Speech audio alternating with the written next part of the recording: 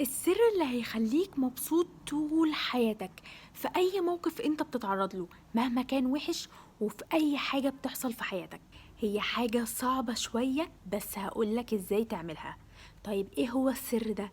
السر هو إنك قبل ما تفكر تعمل أي موقف أو أي حاجة أنت نفسك تعملها ونفسك إنها تتحقق، ما تحطش كل طاقتك وكل حياتك وكل أملك ورغباتك في الحاجة دي.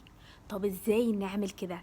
ان انت قبل ما تروح تعمل الحاجة دي، هيأ لعقلك الأول إن دي حاجة صغيرة قوي وسط ألف حاجة في حياتك أنت بتعملها، هتروح تعملها على طول وترجع تاني لحياتك الطبيعية بعدها.